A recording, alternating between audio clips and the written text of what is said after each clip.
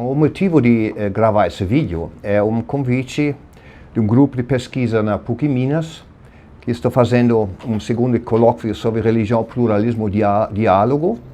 E o tema dessa conferência, ou desse colóquio, é o diálogo interreligioso na ciência da religião aplicada. Na verdade, são dois temas com os quais eu trabalho há muito tempo. Eu já trabalhei com diálogo interreligioso do ponto de vista do budismo, do ponto de vista da Igreja Católica, e nos últimos tempos eu estou refletindo muito sobre a relação entre a ciência da religião acadêmica e a ciência da religião aplicada.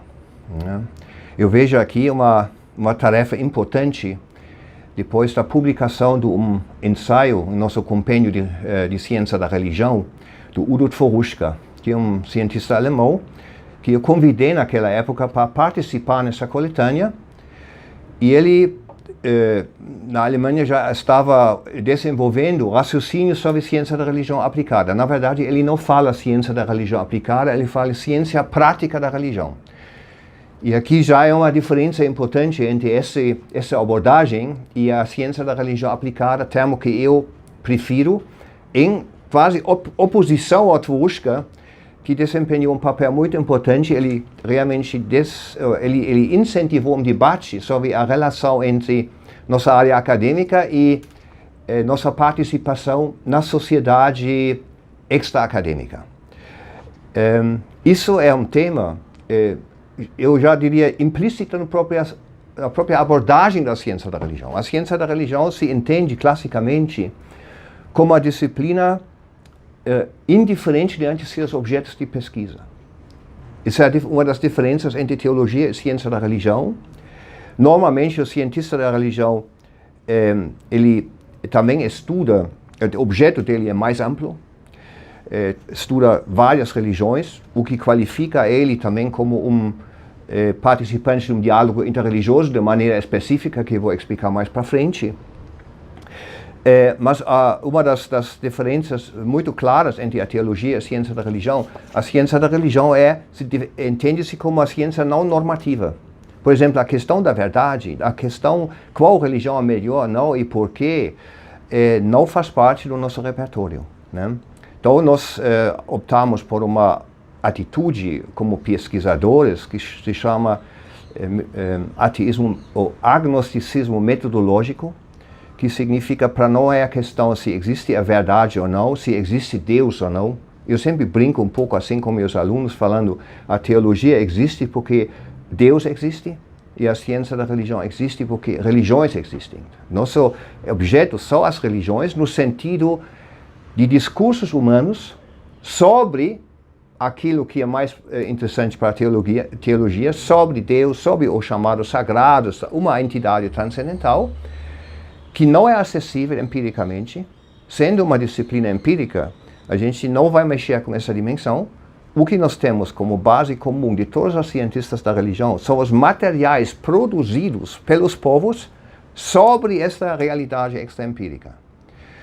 Então, nesse sentido, nós estudamos esses discursos no sentido amplo, não apenas textos sagrados, depoimentos, mas também arquitetura, arte, todas as questões, a comida, todos os elementos materiais, inclusive, que a religião produz, são para nós interessantes. Agora, se você pensar na ideia que existe uma certa indiferença diante da ciência da religião, eu gostaria de acrescentar mais um aspecto. Esse aspecto é que a ciência da religião nasce junto com outras disciplinas, que, como sociologia da religião, ou pelo menos abordagem, sociologia da religião, psicologia da religião, a partir de uma certa atitude crítica diante das instituições que naquela época representavam a religião. Quer dizer, é uma certa tentativa de sair do controle eclesiástico, do controle político, para criar um ambiente relativamente independente que se chama academia, onde você pode pesquisar sem interferência de instâncias que têm interesses pragmáticos na vida.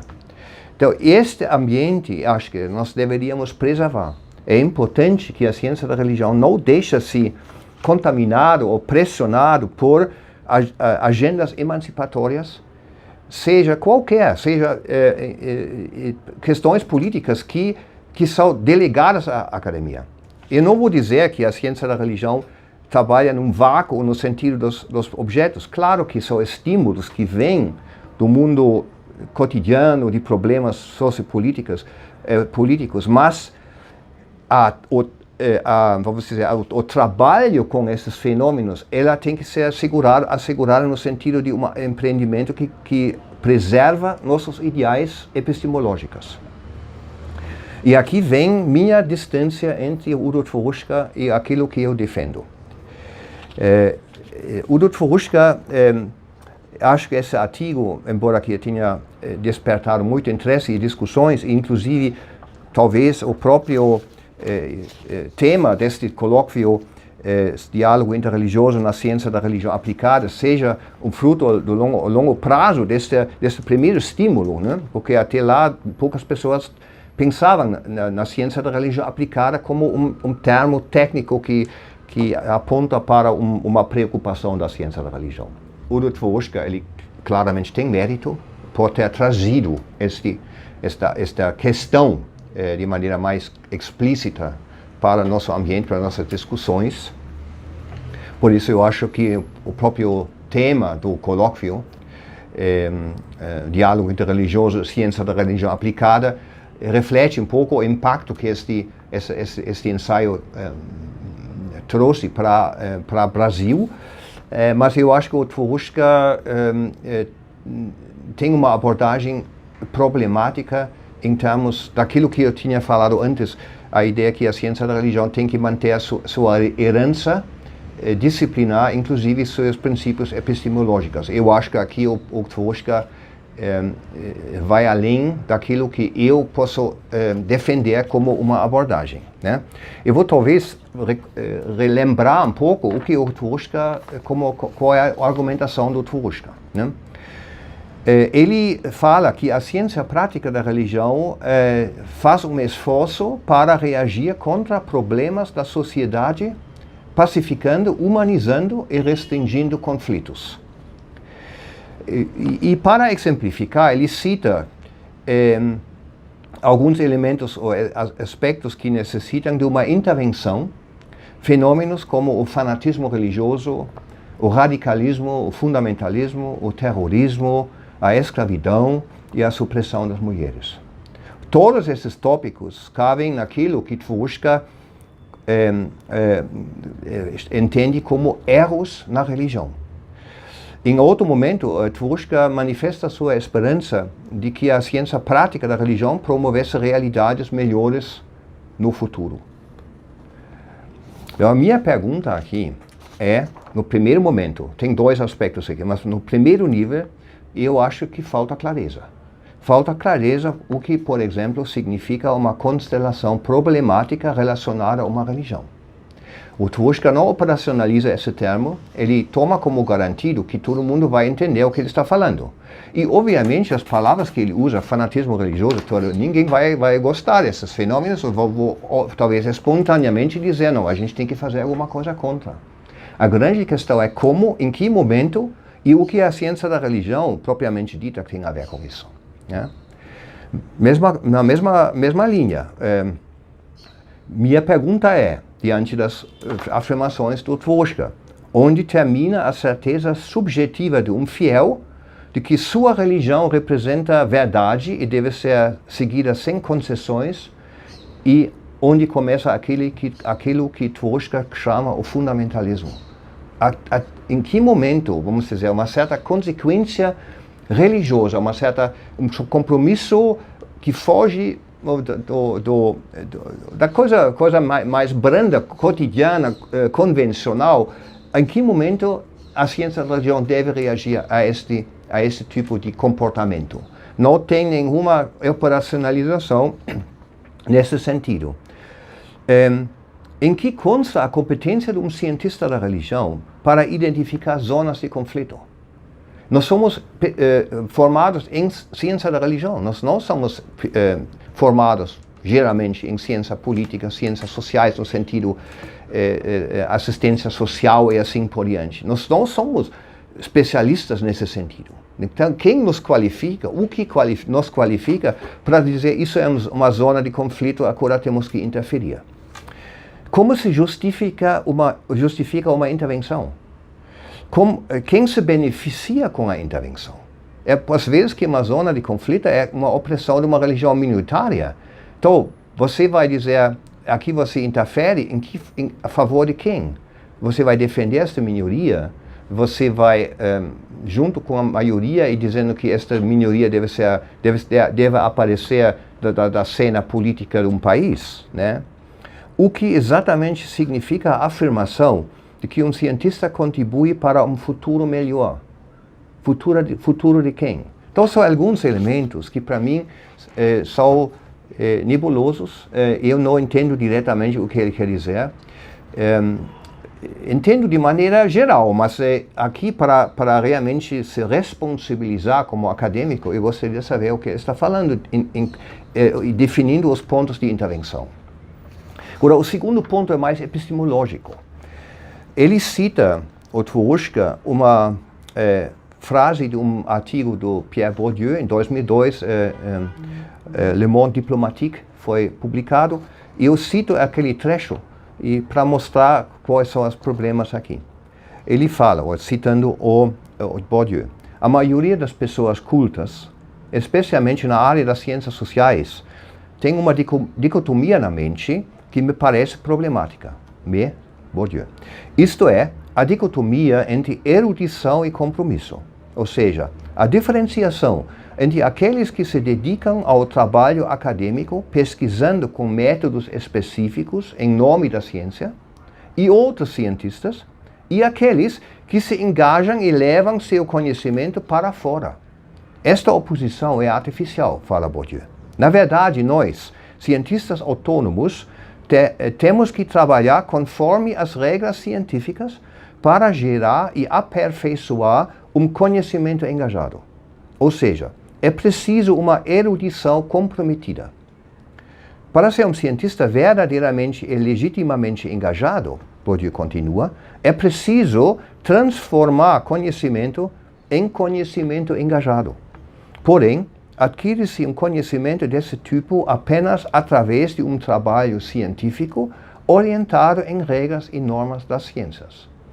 Para Tverushka, isso é uma legitimação de uma ciência a ciência prática da religião, no sentido, você já tem um problema, pega o problema, trabalha sobre o tema e você lança uma solução. Eu acho que se você lê Bourdieu de maneira correta, eu acho que você percebe uma sequencialidade das operações, que eu acho que o Tverushka negligencia. Primeiro, Bourdieu exige de que um cientista trabalhe conforme as regras científicas. Segundo, ele fala que o conhecimento, assim elaborado, necessita de uma transformação para que este conhecimento se torne um conhecimento engajado. Trata-se, na minha opinião, de duas operações distintas, tanto em termos de funções heurísticas, quer dizer, no sentido de operações mentais, no que diz respeito à sua sequencialidade. Então, eu acho que o que o Tverushka negligencia é a diferenciação entre três contextos que foram trabalhados nos anos 30 por um autor, Reichenbach, e depois foi acrescentado mais um terceiro contexto nos anos 60 por um grupo de pesquisadores que faz uma diferenciação entre, primeiro, existe um chamado contexto de descoberta. Este contexto é a questão onde e como problemas surgem como problemas científicos. A questão da identificação de um problema. Eu acho que aqui, claro, não apenas a própria academia incentiva pesquisas sequenciais ou posteriores, mas também é possível que uma pessoa descobre ou percebe uma discrepância entre alguns valores dele mesmo com outros fenômenos, ou um governo delega um problema para uma academia, para a universidade, ou talvez um grupo perseguido também solicita um parecer da ciência da religião. Mas isso não significa que o segundo contexto, a justificação, tem que seguir a lógica do problema cotidiano. Nós temos outros problemas, nós temos outros valores e princípios que necessitam uma transformação de um problema que parece em um contexto específico cotidiano de maneira diferente do que a ciência. Né?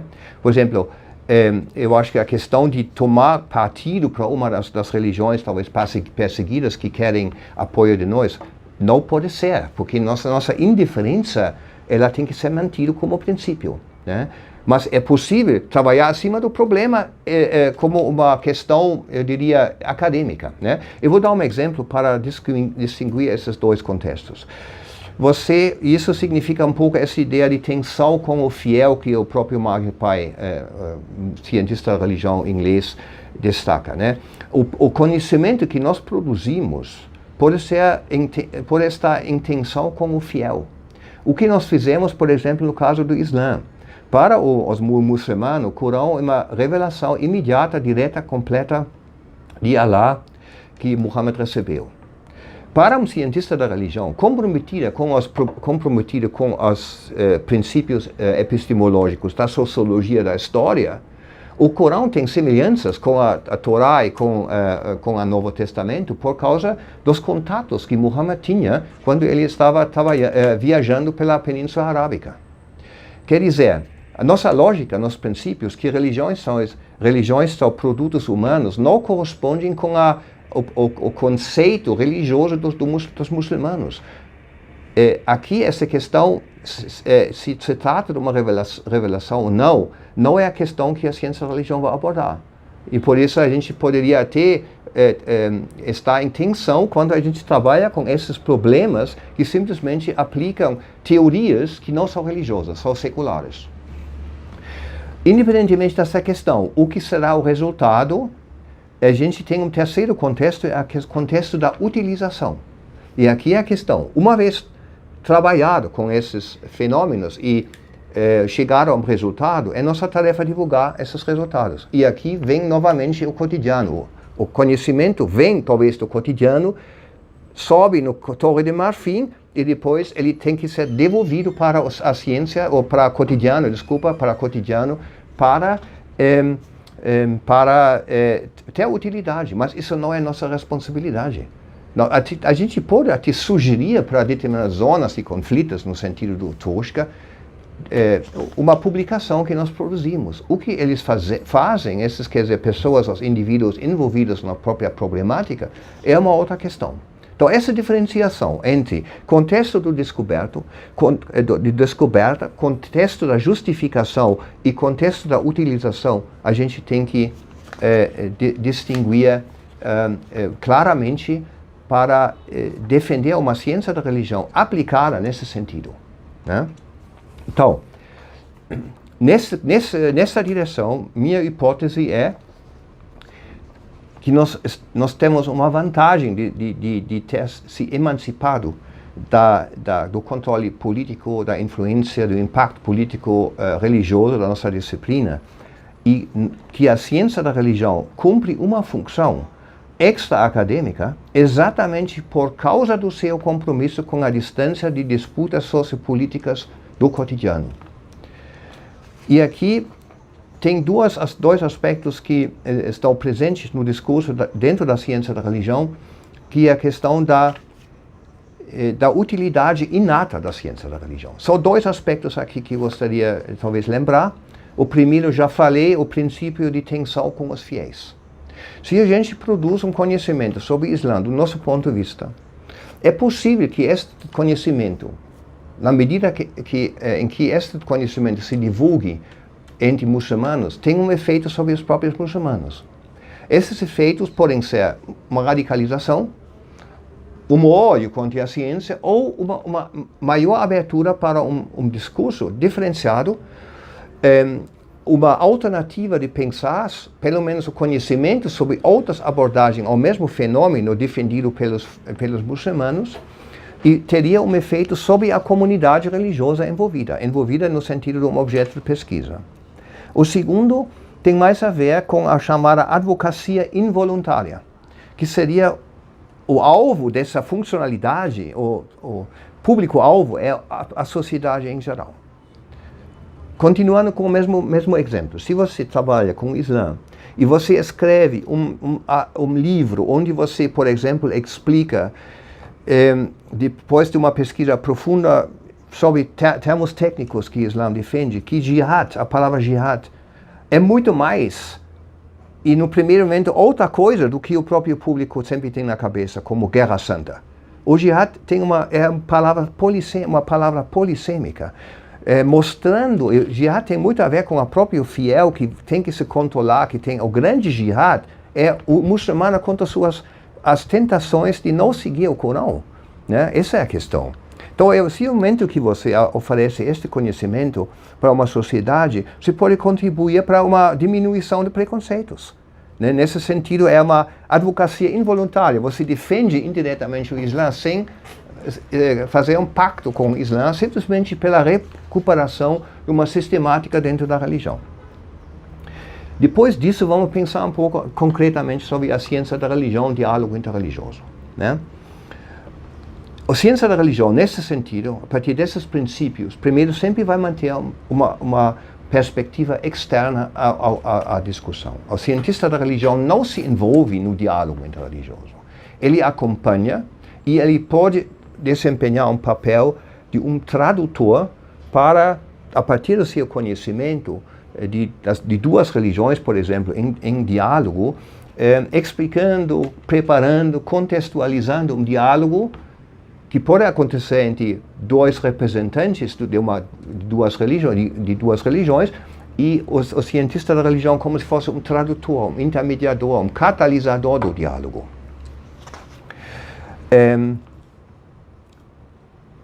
O cientista da religião vai para este campo também com o conhecimento que existem atitudes diferentes dentro das religiões que são favoráveis ou não para um diálogo no sentido mais tolerante. Né? Eu vou trazer um exemplo para você. Existe no budismo um princípio chamado upaya.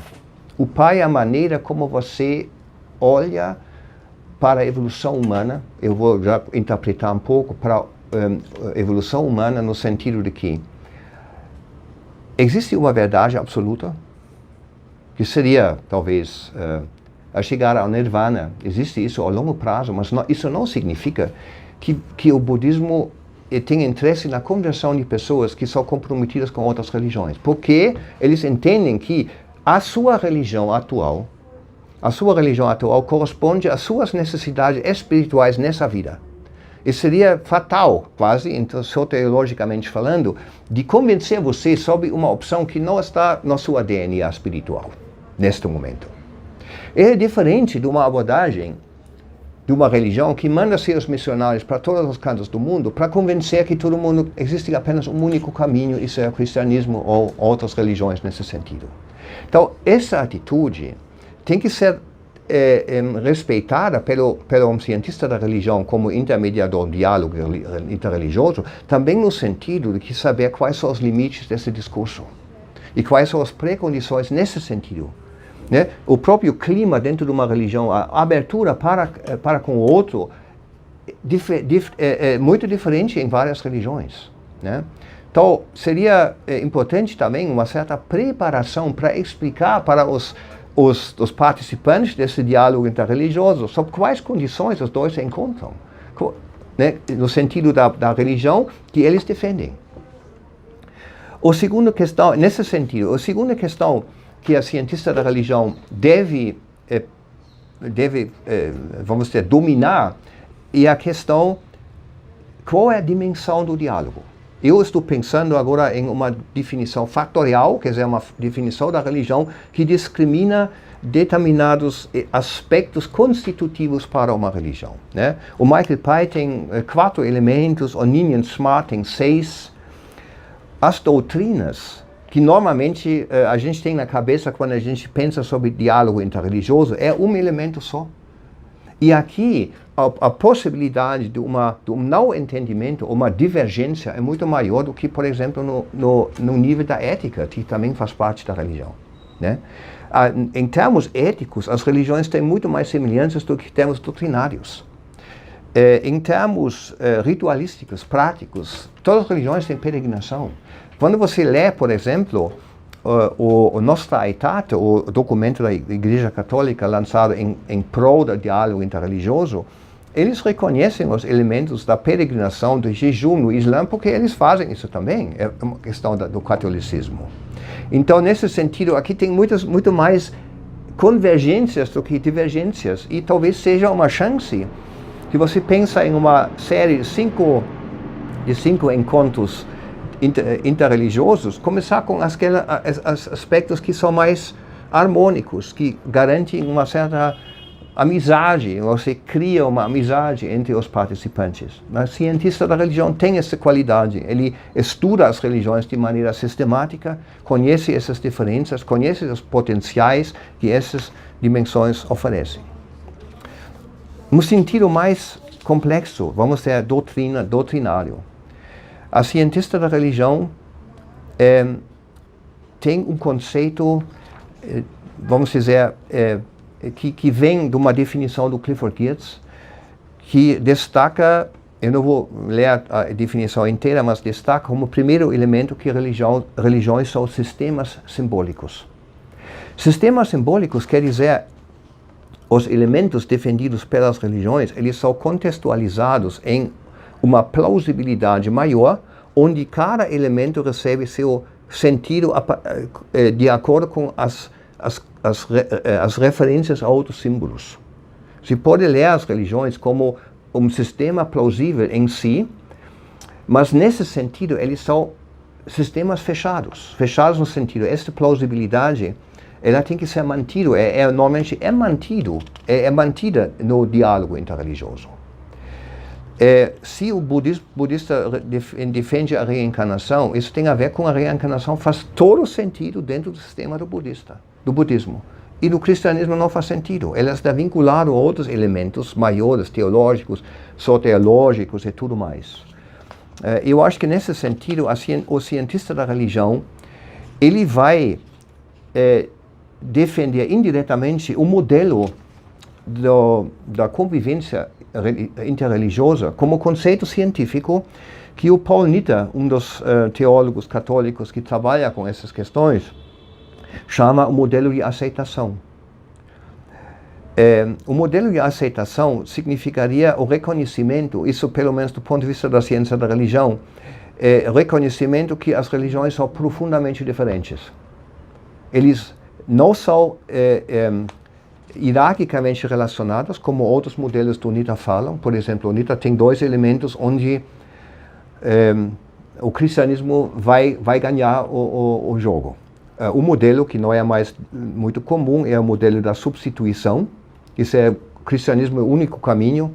Você tem que se converter ao cristianismo para garantir sua salvação. Hoje não é mais atual, também pelo fato de que o segundo modelo de cumprimento ou satisfação, é o modelo oficial da Igreja Católica desde o Segundo Vaticano.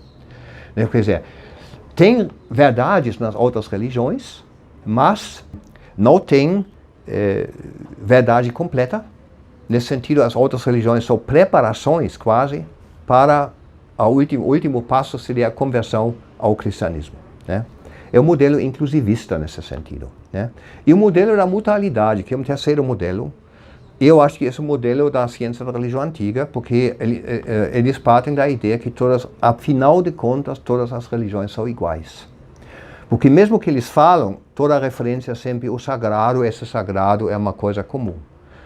Eu não concordo com esta ideia, eu concordo com o modelo de aceitação, no sentido do Clifford Geertz. Religiões são sistemas que têm sua própria plausibilidade, que fazem todo sentido para o fiel, mas não significa que eles poderiam se encontrar em uma base comum.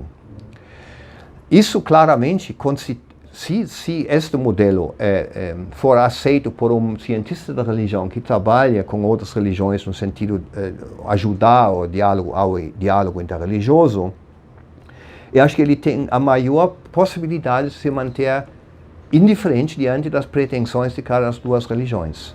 Ele vai tratar essas duas religiões como essencialmente idênticas nas suas pretensões diferenciadas. As dois têm razão. A religião A tem razão por causa desde que eles mantenham sua própria plausibilidade dentro do sistêmico e vice-versa. Outra religião também. Eu acho que nesse sentido é relevante, talvez uma postura dessa poderia ajudar para se manter objetivo, aberto para ao todo lado, sem julgar, sem hierarquizar, sem tentar explicar a outra religião de maneira melhor do que a segunda, porque clandestinamente, tacitamente, talvez seja uma certa inclinação a uma das duas abordagens, né? Quais são as exigências? Se no futuro a ciência da religião vai fortalecer, minha argumentação a gente precisa de uma reforma curricular. Quer dizer, não uma reforma, mas a gente tem que aumentar nossas ofertas curriculares conforme a decisão de programas em que área eu vou investir para preparar meus alunos ou minhas alunas para trabalhar no futuro profissionalmente em esferas extra-acadêmicas. Pode ser a área de saúde, a área das relações internacionais. Eu acho que o diálogo interreligioso é tão óbvio como o ensino religioso. Aqui tem um campo interessante numa sociedade multicultural, mas esta reforma curricular pode também apostar em uma herança que já existe na ciência da religião. Por exemplo, na área da saúde, você já tem um cientista da religião que estuda hinduísmo, estuda daoísmo, budismo, sabe que essas religiões têm um conceito do corpo que implica determinados elementos a respeito da questão da saúde, da cura e assim por diante. Inclusive abordagens concretas, acupuntura, ayurveda. Aqui você não precisa um diálogo com especialistas de fora. Aqui você tem que resgatar, sistematizar essas informações e oferecer este material, em termos de bibliografia, por exemplo, para um alunado interessado na formação nesta área. O mesmo vale para o diálogo interreligioso. A preparação para um papel consultivo de um cientista da religião na área do diálogo interreligioso é primeiro conhecimento de pelo menos duas religiões, profundamente. Esta plausibilidade você tem que dominar. Não é suficiente se declarar nesse sentido cientista da religião porque você escreveu uma tese de mestrado sobre uma paróquia na cidade Y. Faz parte de uma formação integrada de um cientista da religião. Nosso problema isso deve acontecer na graduação, que muitos programas não têm. Temos, mas a gente poderia compensar isso por um curso de introdução, ciência da religião comparada, incentivando os alunos a mergulhar neste universo. Eu acho que é fundamental ter esse conhecimento sobre essas duas religiões, pelo menos. Melhor seria 3 ou 4, obviamente. Conhecimento da estrutura de sistemas religiosos. O que significa a esfera doutrinária, o fator ético, isso também faz parte do estudo. Como a religião se organiza, o que ele defende, né? Qual é a história, quais são as subdivisões. Acho que tudo isso é a nossa tarefa para se preparar. Não apenas ir para lá, sem um título cientista da religião, não vai funcionar. Lembrar que nossa atitude de cientistas da religião é chamada epoché. Epoché significa a gente pôr entre parênteses nossos próprios simpatias, antipatias. Se você treina isso dentro da academia, a probabilidade que isso vai repercutir na sua existência extra-acadêmica, como pessoa particular, como pessoa politicamente engajada, como uma atitude discursiva, acho que vai ajudar bastante para contribuir para o papel mais importante da ciência da religião, que vai fortalecer nossa área. E uma certa empatia. Vocês conhecem os pontos nevrálgicos. Se você sabe que existe aqui uma religião que defende o único caminho, você tem uma outra religião, por exemplo, o budismo, que está aberta para várias possibilidades, relativiza si mesmo, é melhor não tocar ou organizar o diálogo entre religiões de maneira que essas coisas não se chocam. Questão de Jesus, as diferenças entre o Islã e o cristianismo, talvez não é necessariamente destacar dentro de um diálogo interreligioso. O mesmo vale para a questão da trindade no Islã, que o Islã fortemente rejeita. Então você pode evitar, para construir, vamos dizer, para contribuir mesmo para uma situação mais harmoniosa, esses pontos nevrálgicos, pelo menos no primeiro momento.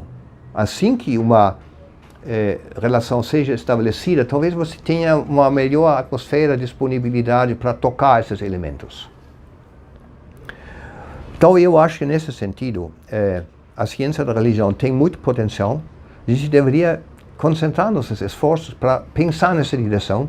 Por isso eu acho que este simpósio, este colóquio, que junta a questão de diálogo interreligioso com a ciência da religião aplicada é fundamental.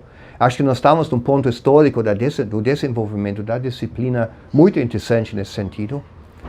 Mas isso tem que ser planejado e isso representa um desafio curricular em todos os sentidos, inclusive um treinamento muito mais claro no sentido da realização, da incorporação dos nossos princípios que estão presentes desde o início da nossa disciplina: indiferença, advocacia involuntária, esses elementos, para não cair na armadilha que parece tão simples, que não aparece no primeiro momento. Todo mundo vai dizer, claro, a gente quer uma sociedade pacífica, a gente quer que as religiões dialogam entre si, mas a realidade é diferente. As religiões muitas vezes não entram em diálogo, e quando eles entram em diálogo é de maneira simples, de maneira superficial. Aqui o cientista da religião tem um papel muito importante e pode cumprir esse papel em nome da nossa disciplina também. Muito obrigado.